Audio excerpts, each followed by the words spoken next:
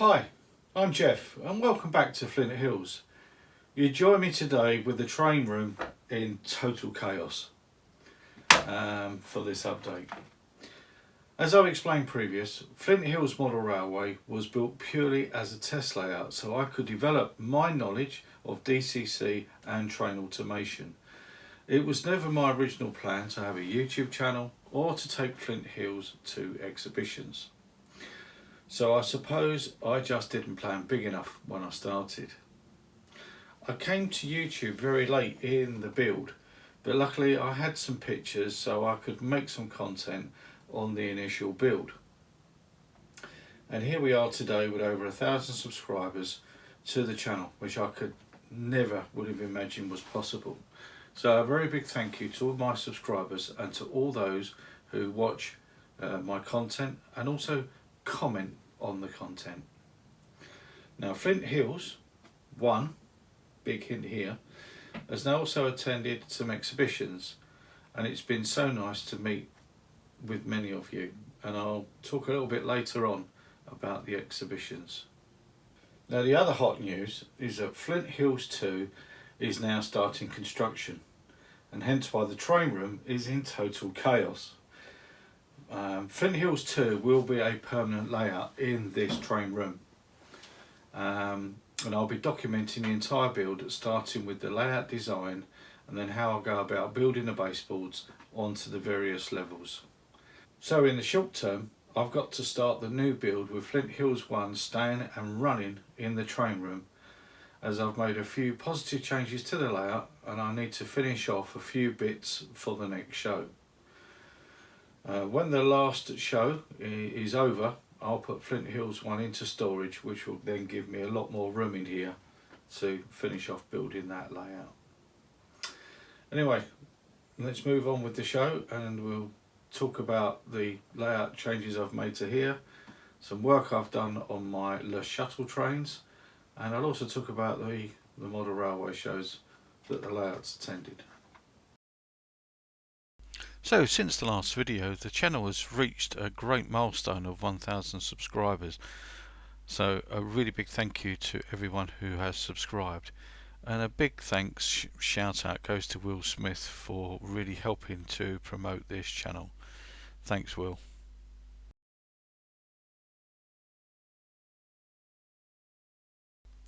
So one of the issues I was having was one of my back sidings was too short, plus I wanted to extend the reversing loop. The reversing loop being the top track up there, then we've got siding 1 in the middle and siding 2 at the bottom, and as they converge together they come into a set of points, as you will see.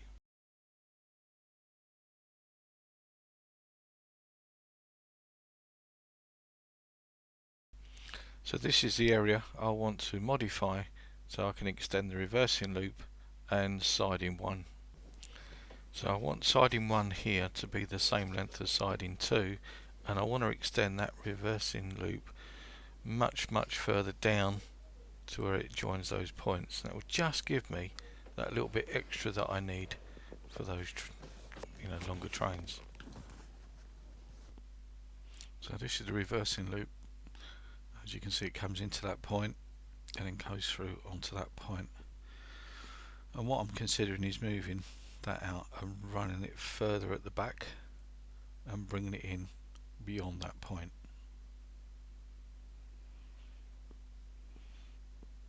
That allow me to extend that outer siding 1 further up. So I think we can remove that point and remove that piece of track along there and remove that point as well. depending on how far I want to go back to bring that other track in. Having removed the points in the track work, I did think about moving further back round that curve and then put a curve point in that area. Remove that point so I could then physically put the other point right next to it to give me even more room. But in the end I've decided not to do that. So using any rail, this is what I laid over, and this is what I've decided to do, is just to install two SL395 points. So here you can see, instead of going for one long point, I've actually used two medium points, and I've just laid the points in there just to make sure that fit nicely. So here we can see where I've marked out the hole for the point motor pin to come through, but I completely forgot I've put that in the wrong place.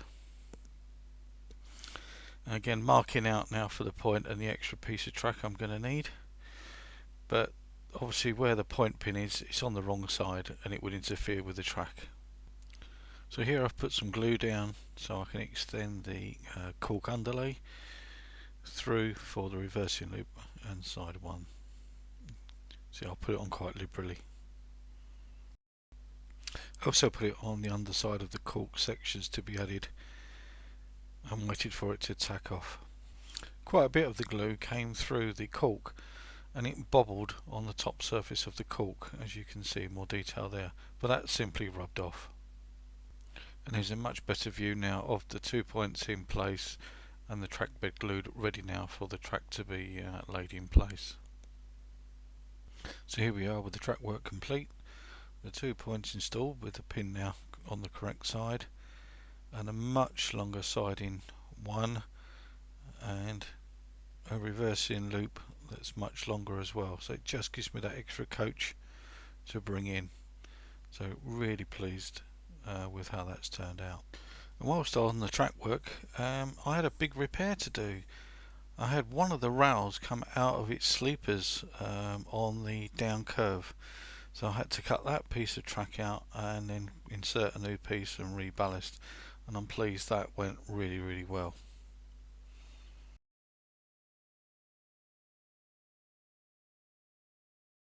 So one of the things I'd never considered doing was taking my layout to an exhibition or a show.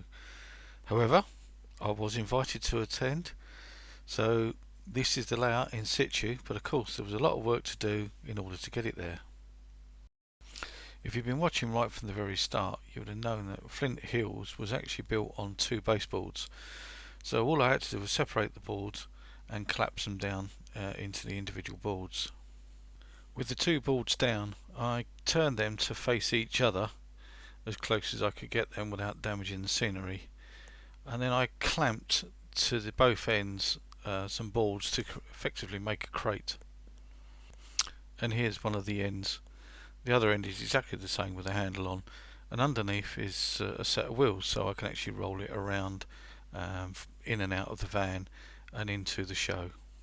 Some time ago I did a presentation at my Motor Railway Club, and they asked if I could bring that presentation along to the show, but I went the extra mile and brought the presentation along with a small layout with a bit of track, with just showing 2 wires and how it controls feedback, blocks, signals, lights, points, and it also showed how the meter worked using the DCC Concepts alpha meter, and that went down really well at the show. So the show was absolutely brilliant, despite a few electrical issues, not on my layout but actually outside with the power serving the building, so thankfully nothing wrong with the layout. Flint Hills has been booked for 2 more shows for the remainder of this year, and it's already been booked for the following year, so I'm glad people are going to see it, even though it now won't be up going forward in the house.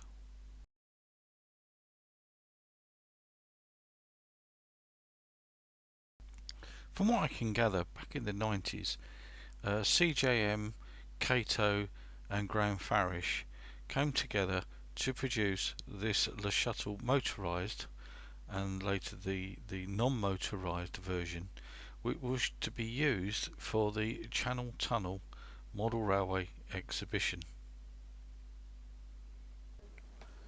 To go with these power cars, CJM produced numerous kits, and in this video you can actually see the lorry coaches going past with the lorry loading deck.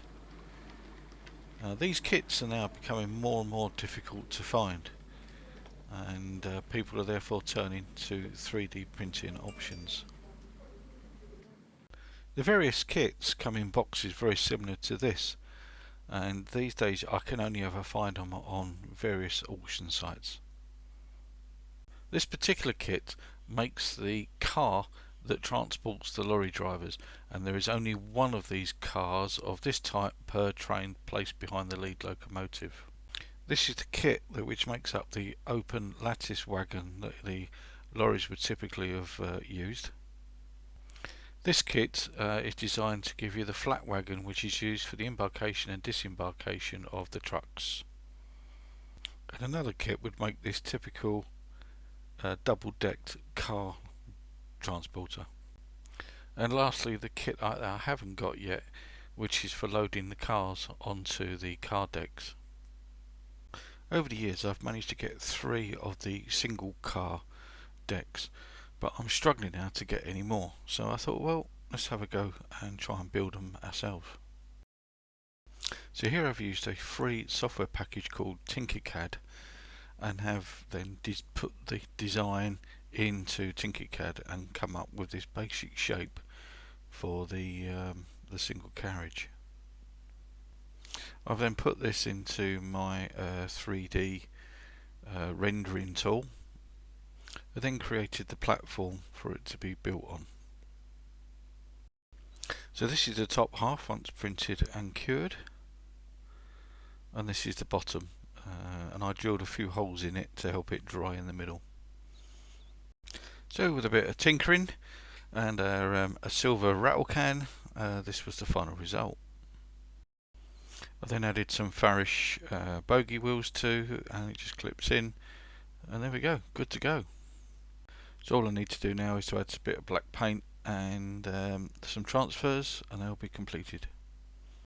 If you don't fancy making the kits yourself, and I don't blame you, then a really good friend of mine who runs PT Models, he's actually come up with all the 3D kits, and here is the 3D kits that are available. And he's even now producing the lorry lattice wagons to go with all those other kits. All these kits were built for the Channel Tunnel exhibition in Folkestone some 30 to 40 years ago. When the exhibition closed, part of the layout was moved to the Eltham Valley Line Trust, where you can still see these models running today. So please do go and visit the Eurotunnel Model Railway, and it's at the Eltham Valley Line Trust, and that's their website, information just there, and it's a great day out for all the family. So I thought I'd share with you now some of the scenic work I've been doing on the layout. Here I've been building some platform messaging systems. You can see there's number 1, platform 1 for Flint Hills, and I've put some onto the layout. Had a go at making some telephone boxes, did those in Tinkercad, put it into the 3D rendering software, and that's what was printed out, a whole group of them. So again, just got a red spray can and sprayed those up, and they've come out rather well. I made some bollards, sprayed those grey and got those on the layout, and even made a bus stop. So let's have a look at some of this detail. So here's the station now with the bus stop and the bollards, and I've started to create some scenes now, which makes it look a little bit more real, with the bike shed, got a network rail van coming out of the gates.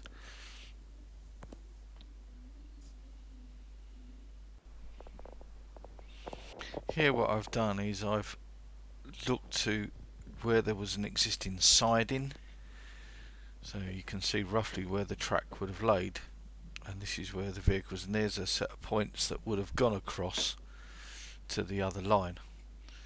So I've tried to get that in there. So I now use that really just where the cars are driving up and down. So back at the station now, moving along to where the bus has rammed into the light post. So let's pull that back out the way. And now you can see the bus stop with some figures. One looking at the timetable there. It's very difficult in Engage to actually print something on there, but that's the number 54, Flint Hills.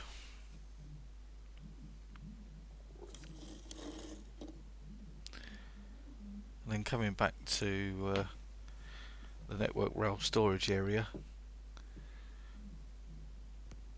Again, the tarmac area is actually just wet and dry paper, and it marks up, so it looks like real concrete, you know, or real tarmac that's been scarred up over the years. Here I'm playing with the oil depot. It's not fixed in place by any means, but just getting some sightings. The Collis coach is again new to the layout, but it's surprising how much more detail you spot when you get the camera on than when you're actually just looking at it with the naked eye. So looking down the platform, I've got some 3D printed buffers, some 3D printed seats,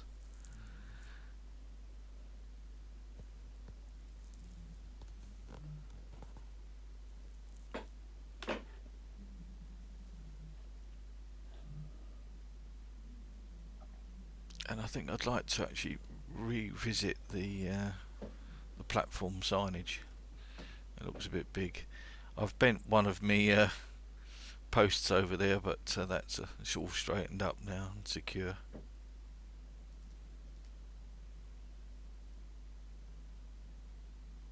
It certainly looks a bit more better as a layout with some figures on anyway. Another one of the new purchases there from Hatton's is the Network Rail wagons. We'll show those in a bit more detail soon in a running session. I've put some drain covers in. Again, I think there were scow scenes. I've just glued those in. I started to put some workers on the railway, again just to make it look more realistic, and one working on the signals up there.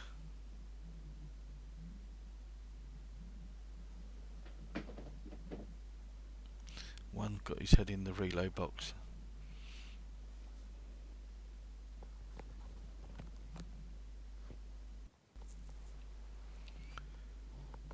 Again, looking down on the signal box on the main line, I've managed to get some more workers in there, and again another one working on the signal.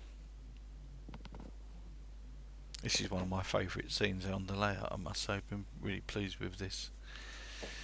This is the car park and the steps up, and I've bent the railings to look like someone's been trying to get through the railings. I've got a ticket machine there for the platform, and I've got a car park ticket machine on the right. And just trying to print that detail has been tricky, but it don't look too bad. Yes, we've got the couple having a nice cuddle there. I've got the taxi rank, a few old beaten up shops under the arches, and these days most of them seem to have a hot dog store, so we've gone with that. Another ticket machine, and then I've got a 3D printed entry and exit barrier that I've made. There's another one of my telephone kiosks next to a Metcalfe pub.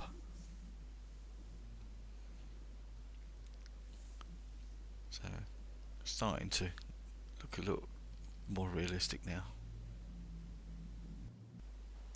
The allotment was the wife's idea to put on the layout. And yeah, some of the vegetables don't look quite to scale, but I quite like the fence being a bit all rickety and broken up. And overall, getting really pleased with how that little diorama has come out, even with the portable toilet in place. And moving up to the TMD area, I've again 3D printed some barriers, and I've got a little kit there, I think from Atherton's, I think that is, for the gatehouse. In the TMD, I've put loads of more vehicles in, and added more people, and we've got the tanker filling up the storage, the diesel for the locos.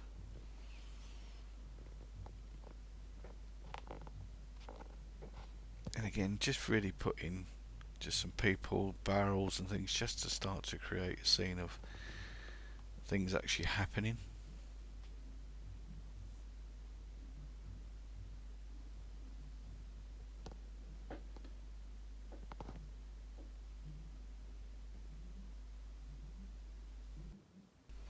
And lastly, at the other end of the layout now, we have Flint Hill itself with its windmill.